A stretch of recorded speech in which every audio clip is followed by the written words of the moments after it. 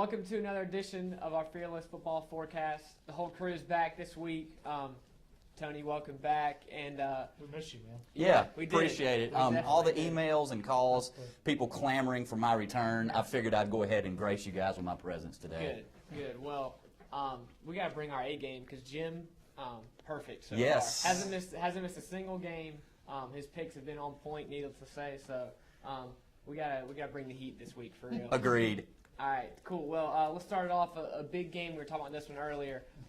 We all three like this game. D.H. Conley is at North Pitt, Tony. Yeah, best game of the week as far as local teams go. Solid matchup. Two teams that are really on the upswing. Conley and North Pitt, too, started building some of that momentum last year. Seemed like they're carrying it over this year some. Conley comes in 3-0.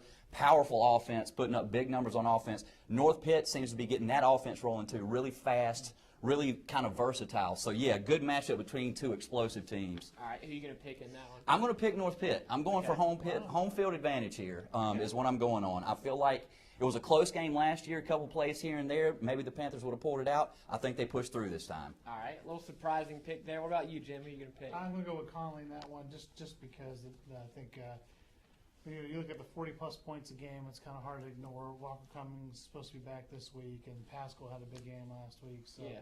It seems like they have I think they have maybe a little too many weapons for North Pitt. Yeah, I like the pick, Tony. I was tempted to do it as well, but I think I'm going to go with Conley as well, just for the safe pick. They're just so explosive on offense, that Jim mentioned. And last week I wanted to pick North Pitt and picked against them, so I guess I'm going to do the same this week. And, that's good for you, Tony. But, I'm going to go with the Vikings, and I think what's going to be a really close, entertaining game. Should be. Next game, Jim, another kind of rivalry here, Farmville Central at Aden-Grifton. Yeah, Farmville's still losing for that first win. Yeah. Losing streak keeps getting longer and longer, and Aden-Grifton's kind of had an up-and-down season. They struggled in the season over, but still won. And then had kind of a sloppy fourth quarter last week. Yeah.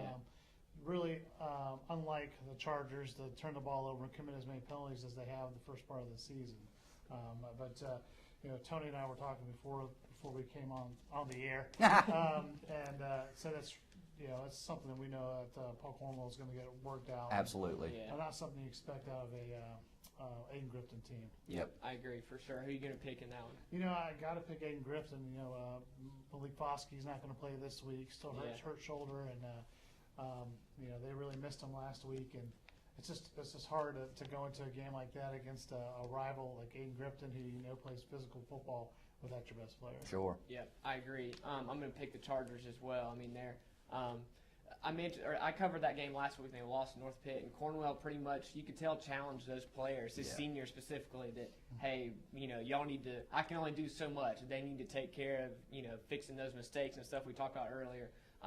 This is kind of a good week to get that rolling again. I think they get a win and kind of carry momentum into their conference season as they usually always do. Yep. Who are you going to pick in that one, Tony? You got to pick Aden-Grifton there. You wonder when Farmville Central is going to get some good news, honestly. I mean, they were already struggling. They had an explosive player in Foskey. Now he's out for almost a month probably. Yeah. It's going to be tough for them to get a win. I don't think it's happening this week. Okay, next game, Tony, another rivalry here. J.H. Rose travels to New Bern. Yeah, tough matchup, obviously. New Bern coming in ranked third in the state.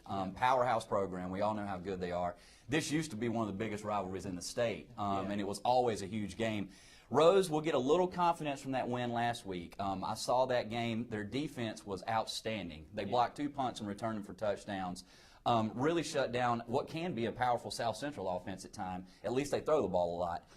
But I don't know. I mean, that's going to be a tough matchup for them. New Bern's really good. All right, who are you going to pick? New Bern's probably going to win. I mean, home field advantage. It's tough to go down there, any team, and beat them, much less a Rose team that comes in at 1 and 2. I think New Bern gets the win. All right, Jim. Going to go with New Bern in this one. Rose really struggled against Havelock to open the season. Yep. Havelock lost to New Bern. It Yeah. was a tough game, but they lost to him. I think that's a good sign of how tough this New Bern team is, which isn't good news for Rose when you look at how bad they struggled in that season opener. And they got to play New Bern twice. Yeah. So you kind of, hopefully I'm wrong and they get the win here because, it's just a tough matchup, especially when you got to go down there. Yeah. Yep, definitely. I know Rose. I covered one of the Rose New Bern games last year, and Rose played him really tough. But yeah, I mean, to be ranked third in the top division in the state, with all those Charlotte teams and everybody, the 4A teams are out there. Newbern's no joke. I think they just have too much talent. I'm going with Newbern as well. Last game here, Jim. Northern Nash at South Central. Yeah, this is what we were just talking about. It's one of those teams that play each other a lot. Yeah. You know, and Northern Nash has got the best of them the last couple of years, but I think that South Central team's still trying to find their identity. And Definitely. Tony mentioned how much they threw the ball last Yes. week, and didn't have much of a ground game. I think they're still trying to figure out exactly what they're going to be like when they get into conference play. So this might be a good opponent to do that kind of stuff. You kind of evenly match with a team like Northern Nash. Gotcha. All right. What's your pick in that one? It's just tough to say because we don't. You got to pick somebody, Jim. Nope. I'm staying bourbon. I'm not picking anything. No, I think I'm going to take Northern Nash, even though they're on the road. They've won the last couple of times. I want to see that South Central offense click a little more before I pick them. So I think I'm going to go with Northern Nash, but it's going to be a close game. I just don't see South Central really getting beat in this game. I just think Northern Nash will escape with a win. Mm-hmm. Yeah, I'm going to go with Northern Nash as well. Kind of like you said, they've won the last two. Last year was 21-0. That really stands out to me. I know it's a different year, it's different teams, but when you can beat a team like that a couple times, it's usually a sign that you're better off at this point in time.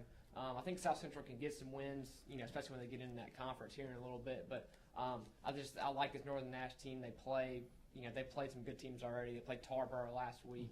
I think they get a close win. What about you, Tony? I'm picking South Central, and not just to be contrary and try to go against you guys, but I saw them play last week.